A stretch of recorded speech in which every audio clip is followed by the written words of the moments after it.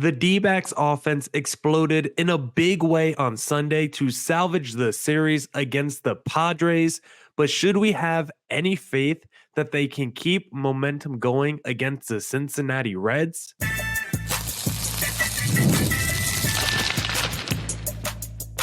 You are Locked On Diamondbacks, your daily Arizona Diamondbacks podcast, part of the Locked On Podcast Network, your team every day. Welcome into the Locked On Diamondbacks podcast, part of the Locked On Podcast Network, your team every day. You're listening to who? The always charismatic host of this podcast, Millard Thomas. I'm a multimedia journalist and I'm a graphic designer, so please go check out my website, MillardThomas24.myportfolio.com. On there you can see all my latest work, from my packages to my articles to my photos and my graphic design. Today's episode is brought to you by Monopoly Go. Game off, we got to talk more about Monopoly Go, the fast-paced game lets you team up with friends for tournaments to unlock awesome prizes like unique stickers for trading, cool playing pieces, and hilarious emojis for taunting your friends. So download Monopoly Go, now free on the Google Play or Apple App Store. Game on. On today's Locked On Diamondbacks podcast, we'll recap that series against the San Diego Padres, preview the next one against the Cincinnati Reds, and do a little injury update with some D-backs that are currently hurt. But just want to say thank you for making Locked On Diamondbacks your first listen every day. I would not be able to do this podcast without you, my loyal listeners, sharing, subscribing, reviewing, doing all that so I could do this podcast for you. Thank you. It's free. It's available on all platforms. So please continue to tell your friends. And one of those platforms is YouTube. We are trying to hit 2,000 subscribers by the All-Star break. So please hit subscribe to Locked On Diamondbacks on YouTube. But now let's talk about that D-backs versus Padres series. I first want to talk about the offense from that series because despite the fantastic Sunday that we saw from that D-backs offense, it still does not excuse the play from most of that weekend series and the play from that D-backs offense over the last few weeks, because Sunday was just a microcosm of what we've seen from the D-backs the last few weeks. A feast or famine offense. This whole series was a microcosm of what we saw the last few weeks. D-backs do nothing offensively the first two games. No runners in scoring position. Very few opportunities. Barely any hits. Really no extra base hits. Like nothing to set them up for success in the first two games. And then in the series finale, of course, after already losing the series, the D-backs about to wake up, and they look like one of the best offenses in Major League Baseball as they score 11 runs with 13 hits, and they only struck out 4 times. You get a couple of home runs on Sunday. Like the D-backs offense came alive in a big way on Sunday and was completely asleep for the first two games of the series. And when I think about this D-backs team over the last 3 weeks, I think the offense has been the biggest problem for the D-backs because it just has not been consistent enough, specifically from a ceiling standpoint. There are just too many games where the D-backs really don't do anything. Yes, you have games like Sunday where the D-backs scored double-digit runs, but it's been very feast or famine for this D-backs offense, with a lot more famine over the last few weeks. If you look at the D-backs last 19 games, they've scored at least 5 runs only 5 times in their last 19 games.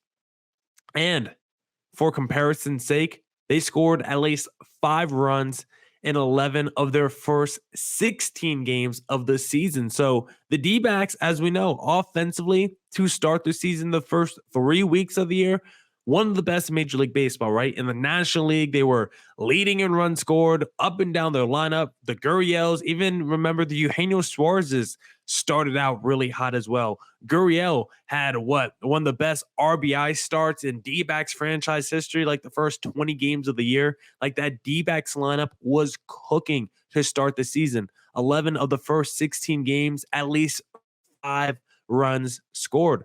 But then recently, the offense has taken a nosedive, and I think the offense taking a nosedive is the biggest reason why this D-backs team has really started to scuffle over the last few weeks. A guy like Lourdes Gurriel, who I mentioned just a second ago, as a man who carried this offense the first 16 games. Well, the last 19 games, he's 18 for his last 86. Of course, he didn't play on Sunday, and we saw the D-backs offense cook with no Gurriel in the lineup. I'm not saying Gurriel should sit more. I just thought it was an interesting correlation to see the D-backs offense go off as soon as Gurriel went to the bench. I don't think we need more Gurriel on the bench, though. Let me make that clear. The D-backs need Gurriel in their lineup. Then, of course, the Eugenio's and the Corbin Carrolls have not been hitting for a while. Did see a couple hits from Carroll in Sunday's game, but just not enough from those two guys all season. Carroll been a real struggle for him, and this D-backs offense is never going to take a step forward or be at the level that we want to be at if Carroll never consistently breaks out of this year-long slump that he's in. And if Carroll never turns it around, this D-backs offense will never be where we want it to be, because you look at the D-backs, the first two games of this series, like they created barely any run scoring opportunities. I think they created like 7 opportunities total the first two games. They were not converting those opportunities either. And I think it makes sense against a Dylan Cease in game one as to why it would be so hard for your offense to score. Dylan Cease, one of the best pitchers in Major League Baseball, but talking with Javier Reyes of Locked On Padres, he said, go put some money down on Christian Walker to hit a home run against Michael King, because that's how bad King has been inducing long balls this year. And against the D-backs offense, they did absolutely nothing against Michael King. And when they did generate some offense and get some base hits, they were getting themselves thrown out on the base path. So D-backs did shoot themselves in the foot multiple times in the first two games, didn't really create enough opportunities for themselves. And then you look at their offense on Sunday, they explode in a big way. And that feast or famine nature of this D-backs offense has been the biggest issue for this team, I believe, for the last few weeks. Not enough consistent offense from this D-backs team. On Sunday, everyone got a hit for Eugenio Suarez, except for Eugenio Suarez, but there's not enough games where you see the full complement of your lineup. Everyone up and down 1 through 9 contributing to the team's success. Have not seen that enough recently. And going against the Cincinnati Reds up next, like, their pitchers have been pretty good this season, where you might face off against a Graham Ashcraft and a Hunter Green. I think they're both slated to go against the D-backs in this next series. Both of them have been very good, very effective pitchers this season. And so for that D-backs offense, which has been struggling, which has been up and down, which has not been good the last few weeks, they're going to need to pick it up and look more like Sunday's offense if they want to win this next series against the Cincinnati Reds. Now we'll talk about the next series through the perspective of the D-backs pitchers and how they looked against the San Diego Padres. Are you struggling to close deals? B2B selling is tougher than ever, and that's why I want to tell you about LinkedIn Sales Navigator. LinkedIn Sales Navigator is a sales intelligence platform that helps professionals effectively prospect and engage high-value customers, drive higher revenue, and increase sales performance. Sales Navigator helps you target the right buyers, surface key signals such as job changes or which accounts you should prioritize, and shows you hidden allies so you can find those buyers that are most likely to convert. Fueled by LinkedIn's 1 billion member platform, Sales Navigator gives you the most up-to-date first-party data, enabling you to unlock conversations with the people that matter. Right now, you can try LinkedIn Sales Navigator and get a 60-day free trial at linkedin.com/lockedon. That is linkedin.com/lockedon for a 60-day free trial. LinkedIn Sales Navigator helps you sell like a superstar today. Just go to linkedin.com/lockedon and get started. All right, game off. We got to pause here to talk more about Monopoly Go. I know what you're saying. Flag on the play. You already talked about that, but there's just so much good stuff in this game. In Monopoly Go, you can team up with your friends for time tournaments where you work together to build up each other's boards. The more you win together, the more awesome prizes you unlock, and there's so much to get. Plus, Monopoly Go feels new and exciting every day with constantly changing tournaments and challenges. A ton include their own unique mini games like digging for treasure or a robot pachinko machine. And there's always new timed events that help you win big, like massive multipliers for everything you win or rent frenzies.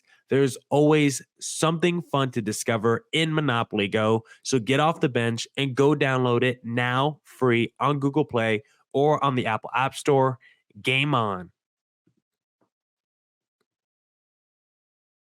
All right. Let's get back into the Locked On Diamondbacks podcast. And now let's talk about the D-backs pitching from this most recent series against the San Diego Padres, because when I look at the D-backs pitching staff right now and the D-backs pitching over the last few weeks, it has not been good. Over the same time, the D-backs offense has taken a nosedive.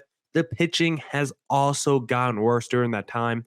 But I have a little bit more grace for the pitching staff than the offense because, at least for the pitching staff, they've just dealt with so many injuries and it's just being kind of held up by scotch tape and Elmer's glue right now. When I look at the lineup, the reason why it's struggling is just the lack of execution by players like Gurriel slumping, Carroll being bad the whole year, Eugenio being bad the whole year. Yes, guys like Domo and Alec Thomas aren't there, but for the most part, your best offensive players are in your lineup right now. When I look at the D-backs pitching staff, it's more due to the injuries as to why I think it hasn't performed to the level that we expected entering this season. Because when you look at that D-backs rotation, Gallen, he missed his most recent start. He had to get pushed back a few extra days, get some extra rest because he's just dealing with a little bit of soreness. D-backs don't want to rush him or mess up anything with Zach Gallen's health, so they're going to be extra precautious. So that's the D-backs' number one starting pitcher missing at least a start. D-backs' number two starter, Merrill Kelly, he's on the 60-day injured list, so he's incredible. Him being out the next few weeks is not going to help this rotation. He's been one of the best pitchers in Major League Baseball over the last couple of years, electric in the postseason. Erod signed to be the number 3 starter. He's missed the whole season due to injury. We know he's a big injury risk, but I didn't think he was going to start the season hurt. If you told me Erod was going to miss 5 weeks, 6 weeks out the season, I wouldn't have been surprised. I'm just surprised it happened before the season even started. Jordan Montgomery, he wasn't hurt. He signed late, but he did miss the beginning of the season due to the fact that he did sign late. So he's not an injury, but he is a starter that did miss time in the rotation. Then your number 5 starter, Brandon Pfaadt, he's been healthy. He's been fine. He's been there the whole season. And then Ryan Nelson, your number 6 starter, just came back off the injured list. So you're telling me 5 of your top 6 starters have missed at least a start, if not 2, 3, 4 starts, if not all the starts this season. How many teams in Major League Baseball can you say 5 of your top 6 starting pitchers are going to miss at least one start this season for you, if not the whole season, and you're going to be okay? Probably not many in Major League Baseball, and that's what the D-backs are dealing with right now. Not to mention your closer has also been hurt the whole year. This D-backs pitching staff has not been that great the last few weeks, but I want to give them a little bit of grace because they have been super injured. And right now, what we need this pitching staff to do is just tread water until the All-Star break, and hopefully the pitching staff starts to get healthy by then. If the pitching staff does, I still believe the D-backs can just have basically a reverse of their season last year. Last year, they were amazing in the first half, terrible in the second half. I'm hoping this year, terrible in the first half, amazing in the second half. But to do that, we need the pitching staff to at least tread water until the All-Star break. And for that to happen, the D-backs are going to need just more pitchers that's currently on their roster to just step up, plain and simple. They need more guys to pitch well. One of the areas that the D-backs desperately need to start pitching better is the bullpen, because you look at the D-backs bullpen since April 15th, a 5.58 ERA. And one of the reasons why the bullpen has not been that good this season is because Mike Hazen, who I thought had an incredible offseason. I love what he did with the lineup, despite moves like Eugenio Suarez not working out. I loved what he did with the rotation, despite guys like Erod being hurt the whole season. I thought Mike Hazen crushed it this offseason, but one thing that he did not do was address the bullpen. And I wasn't even someone that felt like he needed to address the bullpen. I thought adding another good reliever would have definitely helped.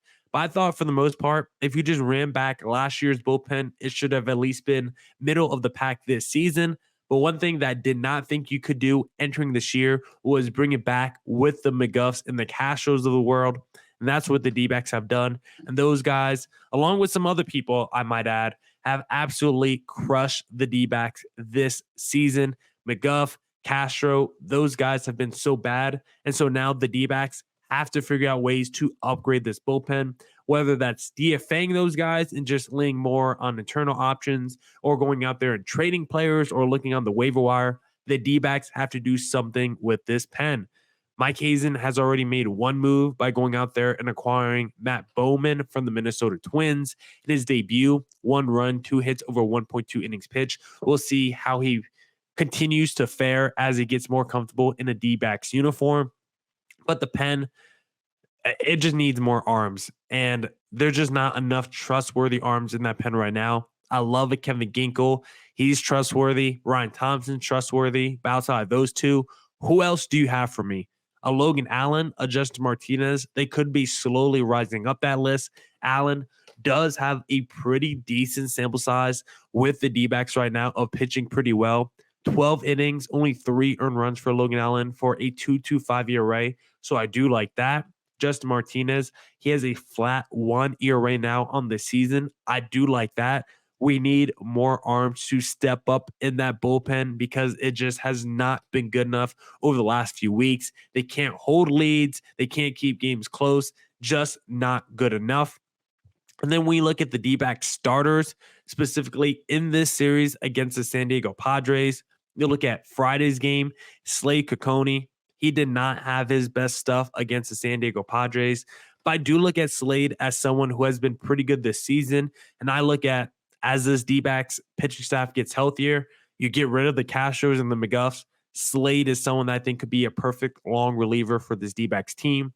Ryan Nelson, I think he's been a lot better this season than what he was last year. Comes off the injured list. Shaky on Sunday. Did like the way he battled, but Velo has been there all season. And I just think he looks more like an improved pitcher than where he was last year. So he's still someone that I think could also be a long reliever in the pen. Number 6 starter for the D-backs. I like a Ryan Nelson. I think he's better than a Castro or a McGuff in the bullpen.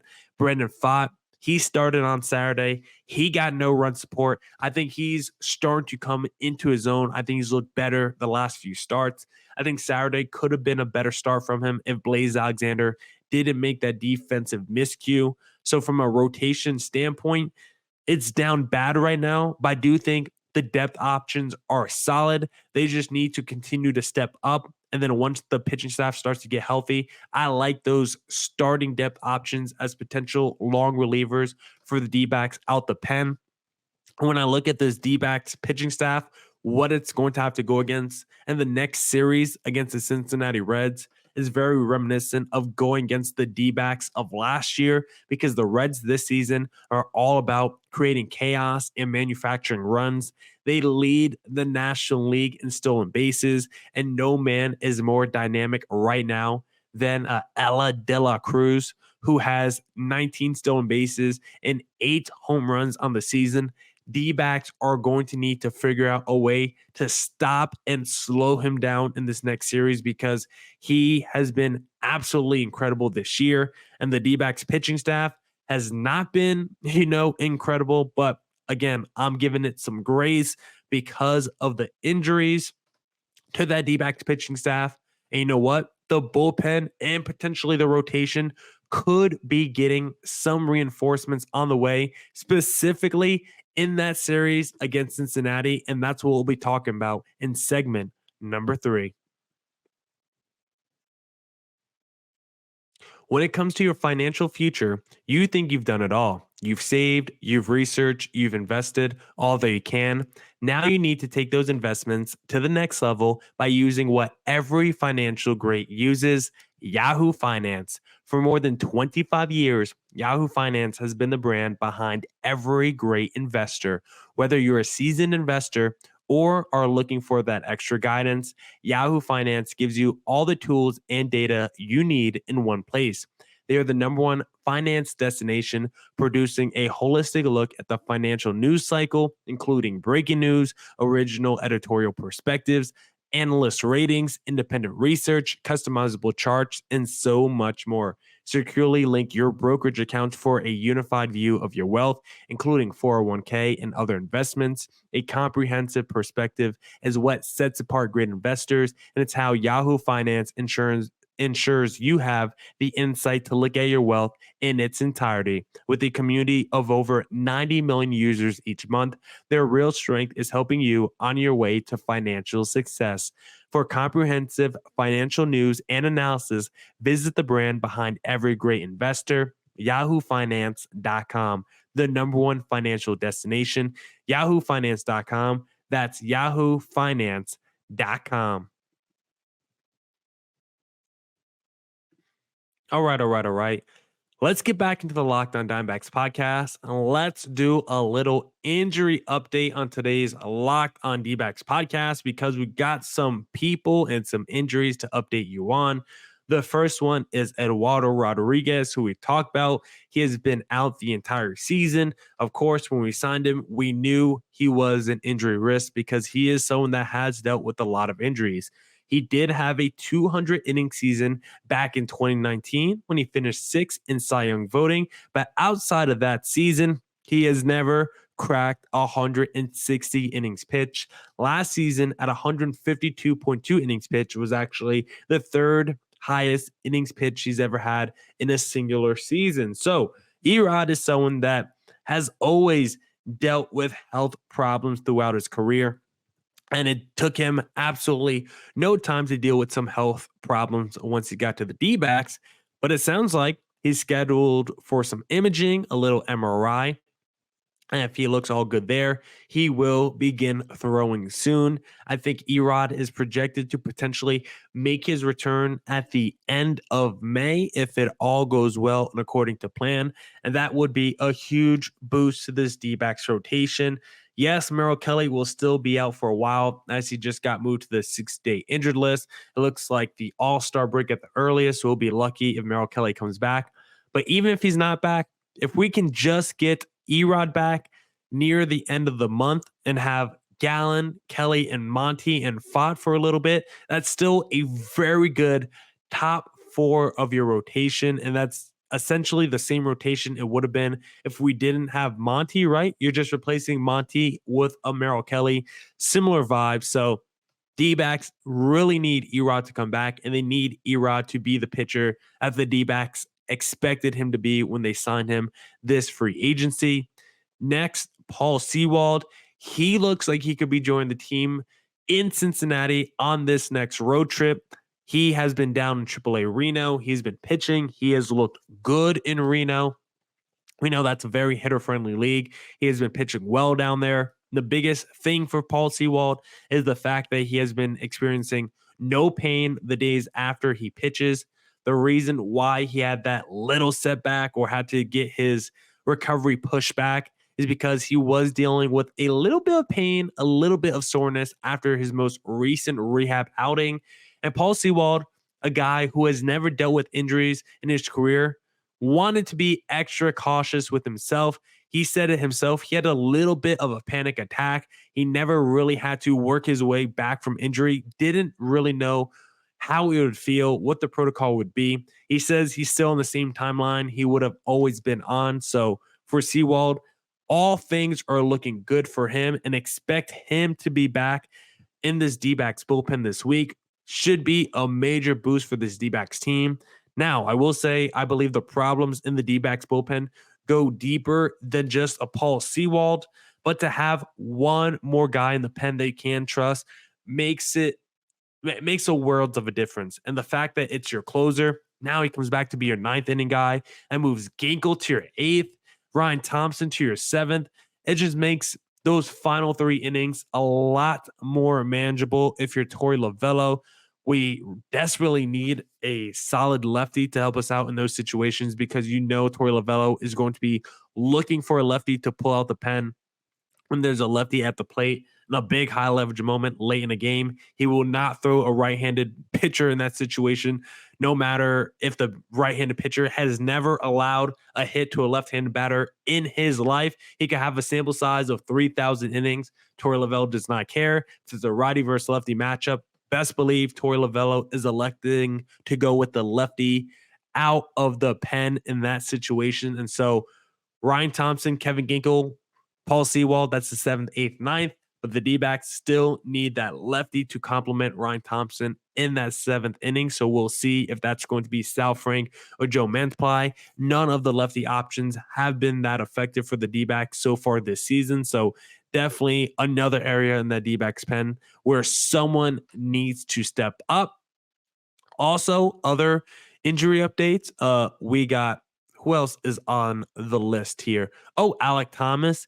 He is also expected to come back this road trip in Cincinnati. Now, just real quick, going back to Paul Sewald. If Paul Sewald does come back this week, is this the perfect opportunity to DFA a McGuff or Castro? Don't know if it's possible. Don't know if the D-backs will do it. Just want to throw it out there. Would absolutely love to see the tweet. D-backs make a roster move. They add Paul Sewald off injured list and they DFA McGuff or Castro. I think that would make me so happy. I guess it would be McGuff that would have to be the choice there, and I would not lose much sleep over Scott McGuff getting DFA'd by this D-backs team. So just something I will be monitoring once Paul Sewald gets activated. Alek Thomas, he looks like he will also be activated this week. He's expected to join the D-backs. Of course, Alek Thomas is someone that if he can ever turn it around offensively, he could be a major X factor to this D-backs team because this team needs offense. And as a guy who just had his birthday a few days ago, maybe Alek Thomas is feeling new and improved at the age of 24. He has been hitting it pretty well down in Reno, has been hitting some absolute, monster doubles down in AAA. So we'll see if he can translate that to the major league level. Had only played 4 games this season before getting hurt, so not a super large sample size. I think his speed will be a nice little addition. And I think him coming in also sends Pavin Smith back down to the minors, which I think is a huge pickup by the D-backs because Pavin Smith is still someone that can't hit. He has been fine for the D-backs, I think, in this small little stint. He had a hit on Sunday, but for the most part, he can't do anything defensively. And Torey Lovullo, for some reason, is like, let's continue to put him in right field. Let's continue to bat him at the top of the lineup. I don't understand either of those decisions. Bat Jock Peterson in the top 3 of the lineup when there's a righty on the mound and put Randall Grichuk in right field over Pavin Smith. Even if there's a righty on the mound, it should be Grichuk in the lineup over Pavin Smith in right field, and it should be Jock Peterson in the top 3 of the lineup over Gurriel or over Pavin Smith. Just simple things that I think could help improve this D-backs offense a lot. But regardless, Alek Thomas, he's coming in. Pavin Smith should be sent down to the minors. I like the way Jake McCarthy has been swinging the bat, so I would continue to keep McCarthy on this team. And who knows? It might be more of a battle between Jake McCarthy and Alek Thomas for that right field spot right now if Jake McCarthy continues to play the way that he's been playing, because he was really good on Sunday. 3 for 4, 3 runs scored, 2 RBIs, and his slash line now, 311, 366, 392. We know Jake McCarthy is never going to be a big slugging guy, but I don't care if he just continues to crush it with singles at a 311 average and get on base around 36% of the time with his speed. That's all I need from Jake McCarthy to feel good about him in this D-backs lineup. And then Geraldo Perdomo, not cleared yet, but could be cleared for baseball activities this week. He's still a few weeks away, but Perdomo could start training as well. So reinforcements on the way for the D-backs. Expect Paul Sewald, expect Alek Thomas to come back in this series against the Cincinnati Reds. And hopefully Erod can join this D-back squad later this month. Now that's it for this edition of the Locked On Diamondbacks podcast. Come back tomorrow for more Diamondbacks news coverage and insight. We'll preview more against the next series against the Cincinnati Reds. And as always, stay safe, stay healthy. Doses.